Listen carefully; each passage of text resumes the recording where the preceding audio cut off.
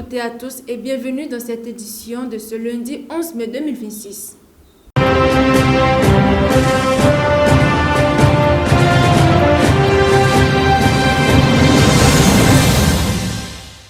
Au sommet en Afrique, Emmanuel Macron affirme depuis le Kenya que l'ère du prix carré français en Afrique est terminée. Le groupe CMA-CGM annonce un important investissement au Kenya. Au Comores, les syndicats lancent une grève illimitée contre la hausse des prix du carburant. En Europe, le Premier ministre britannique fragilisé après les mauvais résultats des travaillistes aux élections locales. Et dans les Amériques, la Cour suprême du Brésil suspend l'application d'une loi pouvant réduire la peine de l'ex-président Jair Bolsonaro.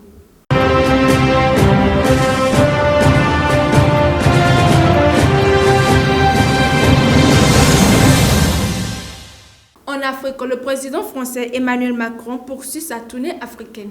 En visite à Nairobi au Kenya, le chef de l'État français a affirmé que l'époque du prix carré français en Afrique francophone était terminée depuis son arrivée au pouvoir en 2017. Lors d'une conférence de presse conjointe avec son homologue kenyan William Ruto, Emmanuel Macron a déclaré vouloir bâtir un partenariat équilibré avec l'ensemble du continent africain au-delà des anciennes relations privilégiées avec les pays francophones. Le président français a également évoqué la situation au Mali, estimant que le départ des forces françaises après le coup d'État n'avait pas été la meilleure décision prise par les autorités maliennes. Sur le plan diplomatique, Emmanuel Macron a aussi exprimé son souhait d'une relation apaisée et constructive avec l'Algérie après plusieurs mois de tensions entre Paris et Alger. Toujours au Kenya, l'amateur français CMA-CGM renforce sa présence en Afrique.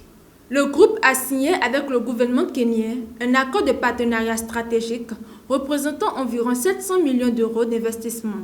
Ce projet prévoit notamment le développement d'infrastructures logistiques et d'un terminal portuaire à Mombasa afin d'accueillir de grands porte-conteneurs. Selon Emmanuel Macron, plus d'1 milliard d'euros d'investissements français ont été annoncés au Kenya à l'occasion de cette visite. Au Comores, la hausse des prix des carburants provoque une importante mobilisation sociale.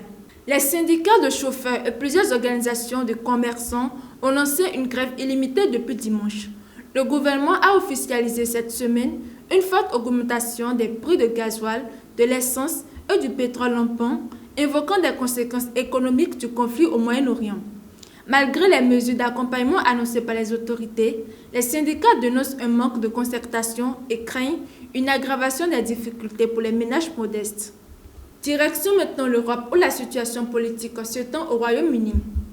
Au Royaume-Uni, la pression s'accentue sur le Premier ministre travailliste Keir Starmer. Après la défaite du Parti travailliste lors des élections locales, plusieurs élus réclament désormais son départ.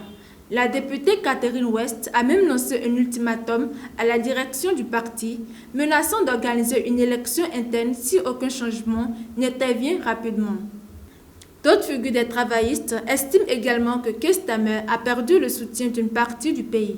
Même si les principaux cadres du parti continuent officiellement de le soutenir, plusieurs noms circulent déjà pour lui succéder, notamment celui du ministre de la Santé, Wes Streeting. Le Premier ministre, élu en 2024 pour 5 ans, doit désormais rassurer son camp dans un contexte politique devenu particulièrement fragile. Et pour finir ce journal, au Brésil, la Cour suprême suspend l'application d'une loi qui pourrait réduire la peine de prison de l'ancien président Jair Bolsonaro. Le juge Alexandre de Moraes a décidé de geler temporairement le texte en attendant l'examen de plusieurs recours contestant sa constitutionnalité.